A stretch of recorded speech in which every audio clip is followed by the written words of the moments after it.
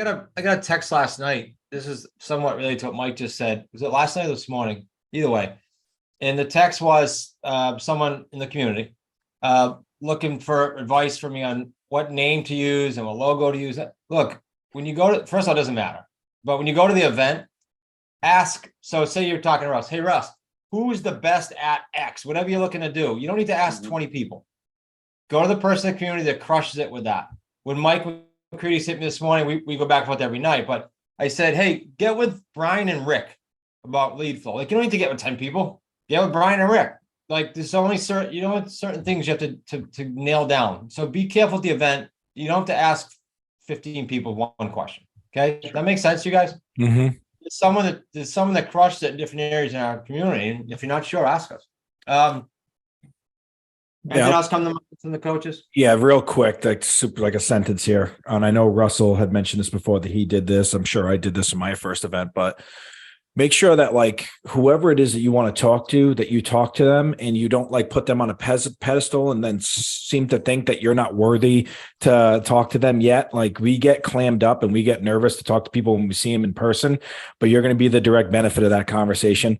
So just whatever it is you're feeling instinctually inside of people that you want to be surrounded by, surround yourself with them, and release all control of, like, if you think that, like, you know, you're not at the level to talk to them yet, or you can't provide value to them. Do not let yourself tell yourself that. It's going to affect what you can get out of the event. So just do what your heart tells you to do when you're there. Yeah. And we feed you guys, by the way, we feed you breakfast and lunch.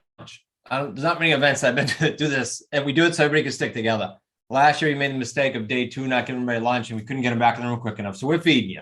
So the worst thing you can do is leave the hotel. So side note. All right. Unless anyone has a burning thought, I wanted to pivot. Brian, you okay with it? Good. Okay. Let's talk about the not to-do list. And I think that's super cool before the event.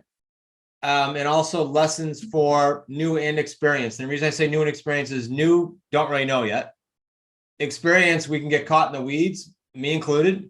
And you look back and you go, what a Christ was I thinking about with all that stuff I'm doing? Like, it just happens so fast when you're driving like we are on I-6.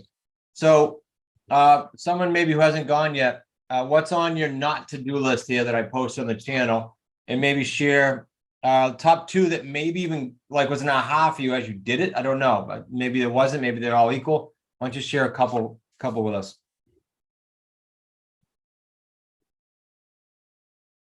Come on. Let me be more specific. In the chat, you had automate, delegate, or eliminate. I want to know either actually any one of those would be good, but I'm more interested in delegate or eliminate. I was just gonna say, on the buyer side, you kind of slapped my wrist a while back when I was like, oh, I have to drive out to the property and put up signs, or I shouldn't be doing that. So that's why I need to delegate that. I need to get boots on the ground, just pay some teenager to go out and put a sign out in front of the house. Huge, Russ. Okay, this is good for a couple of reasons. 1, I did it back in the day, right? But 2, so you guys all should run an ad in Craigslist. That's what we did, and get a runner. That runner will do signs, lock boxes, pictures, personal shit for you in your area. You shouldn't be doing car wash, and I can go on, but get a runner for $10, $15. Well, I'll tell you what we attracted when Kristen ran this ad. We attracted a boatload of college and then a boatload of retirees, nothing in the middle. So just be prepared. That's what you're going to get. And then just interview them. We interviewed like 5 people and ended up getting a college kid. So Russ, that's a no-brainer.